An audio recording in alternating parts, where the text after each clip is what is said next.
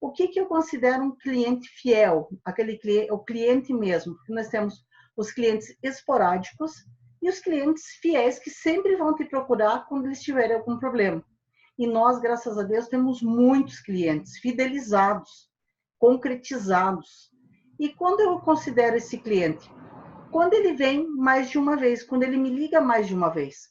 Às vezes, não necessariamente para que eu faça um trabalho para ele, mas às vezes, quando ele tem algum problema, ele quer saber como resolver.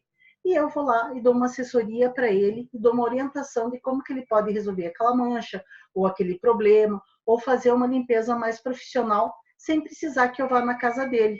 Porque às vezes não é interessante eu ir na casa dele, porque é uma coisa tão pequena que eu vou e ensino ele a fazer esse trabalho.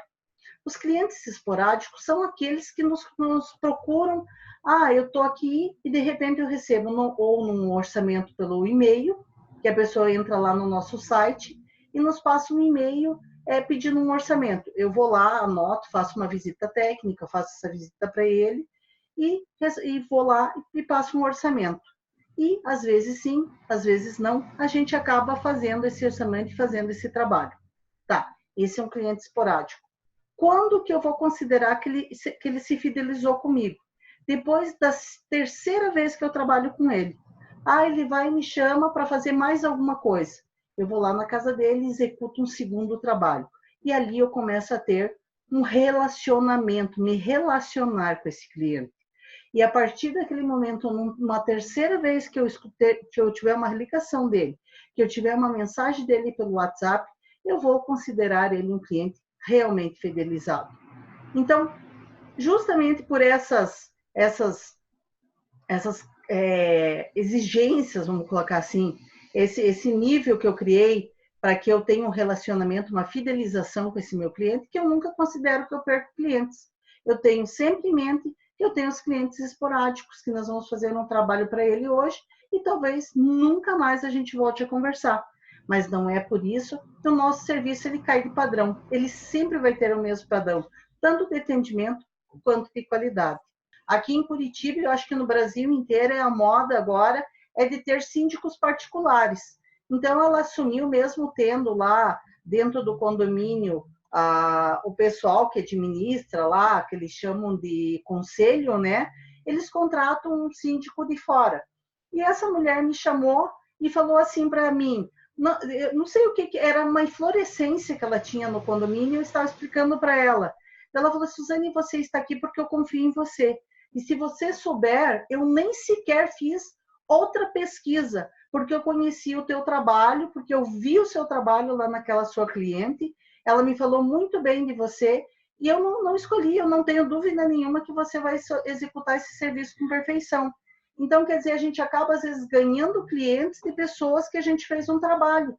E isso acontece por quê? Porque você tem que sempre ter comprometimento, independente se seja ele um cliente esporádico ou aquele cliente que já está fidelizado. Então, por exemplo, assim, tem um hotel muito 5 estrelas aqui em Curitiba, que eles fazem essas cotações, tá?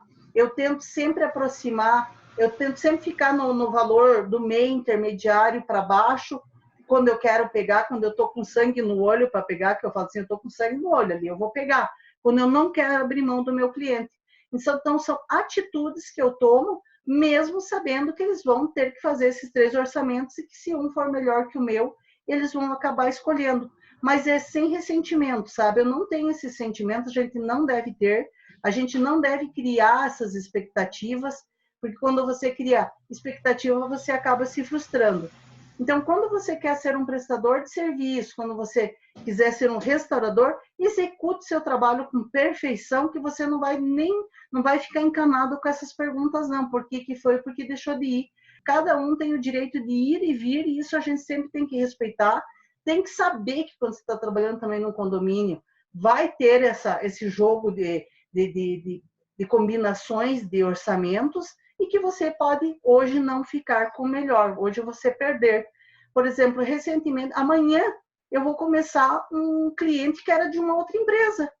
Simplesmente a gente não sabe por que o senhor lá, o proprietário da casa, resolveu optar pela minha empresa, pediu um segundo orçamento.